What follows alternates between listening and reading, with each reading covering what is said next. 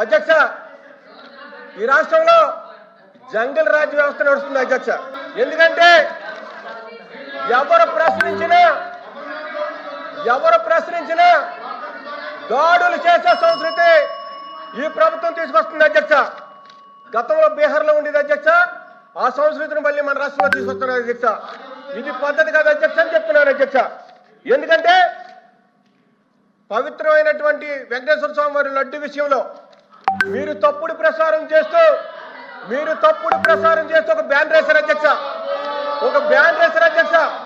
ఆ బ్యానర్ తొలగించమని మా మాజీ మంత్రి గారు సభలో లేరు కాబట్టి వారి పేరు తీయకూడదు, అయినా సరే తెస్తున్నారు అధ్యక్ష.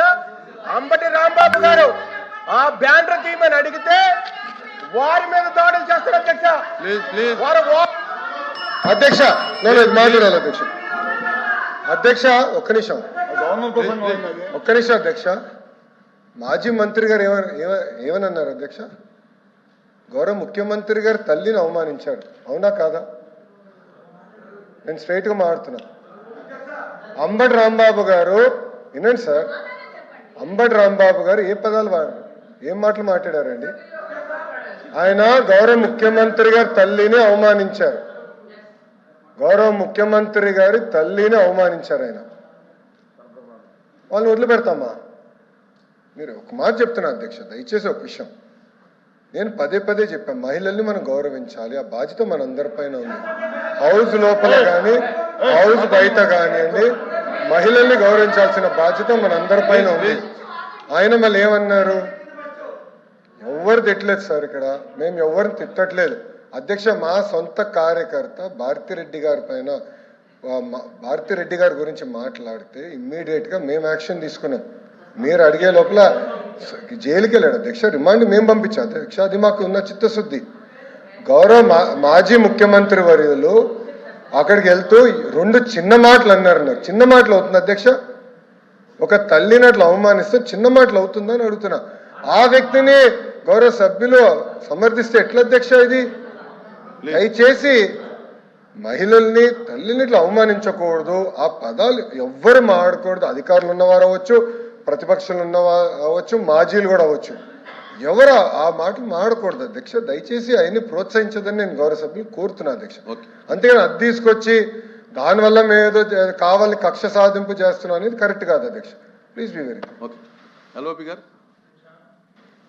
గౌరవ మంత్రి గారు వచ్చి ముఖ్యమంత్రి గారి మీద అనుచిత వ్యాఖ్యలు చేశారనేది అంటే మిగతా విషయాలకు వెళ్ళను అధ్యక్ష అనేది వారు పాయింట్ అవుట్ చేశారు.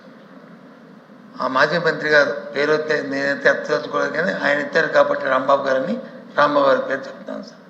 వారు ఇన్సిడెంట్ ఆయన మీద దాడి చేసి ఆయన అదే పద్యాలతో ఆయన దూషిస్తే ఆ ప్రెసిడెన్స్లో ఆయన వచ్చి మాట్లాడి మళ్ళీ వెంటనే వితిన్ మూడు నిమిషాలు రిలైజ్ అయ్యి నేను అనకూడదు, తప్పయింది, క్షమించండి, నా వయసుకి సాంప్రదాయం కాదు, నా వయసుకి దాన్ని విత్డ్రా చేసుకుంటాను, క్షమించండి అని చెప్పి ఆయన చెప్పాడు. ఆయన విజ్ఞాన వ్యక్తి కాబట్టి ఆయన వచ్చి చెప్పాడు. ఆయన బట్టి ఆయనే ఎవరు ఆయన పేరు చూపెట్టక ముందే ఆయన చెప్పాడు. దయచేసి అది కూడా ఆలోచించండి. అలాంటి వ్యక్తి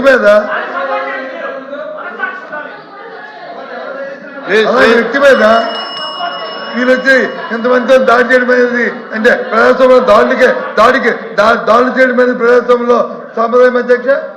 దీన్ని ప్రోత్సహిస్తాం అధ్యక్ష, మనం అది కరెక్ట్ కాదు కదా అధ్యక్ష. ప్రోత్సహిస్తాం అధ్యక్ష. ఆ తర్వాత ఇంకో మంత్రి మీద వచ్చి పెట్రోల్ బాంబులు వేస్తాం అధ్యక్ష, తప్పు కదా అధ్యక్ష. పెట్రోల్ బాంబు సంస్థ ఉంది అధ్యక్ష. పెట్రోల్ బాంబులు అధ్యక్ష అధ్యక్ష.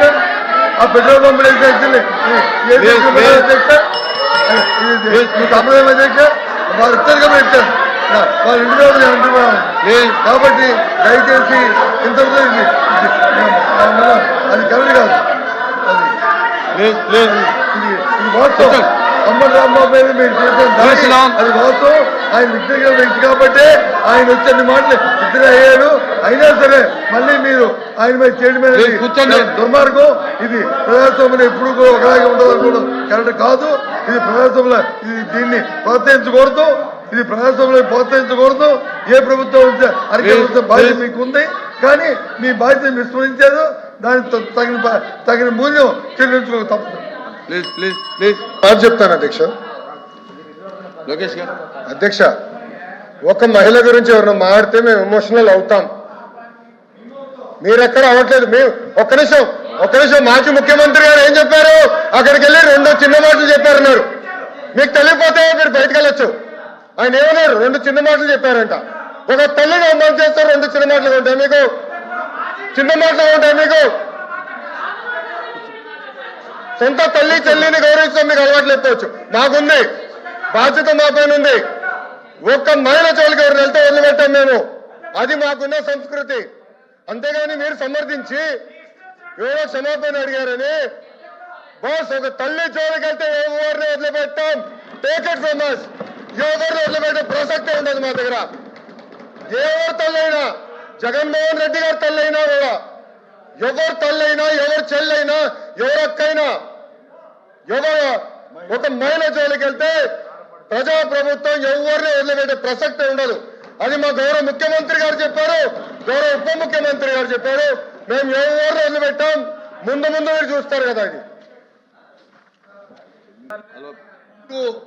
ఎందుకు రాజకీయాల్లో తల్లులు తీసుకొచ్చి మహిళలు తీసుకొచ్చి ప్రతిబంధం చూసుకోవడం నాకే అర్థం ఉండదు అధ్యక్ష.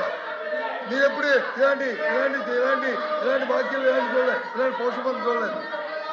ఆయన మేము అంబటి రాంబాబు అనే వ్యక్తి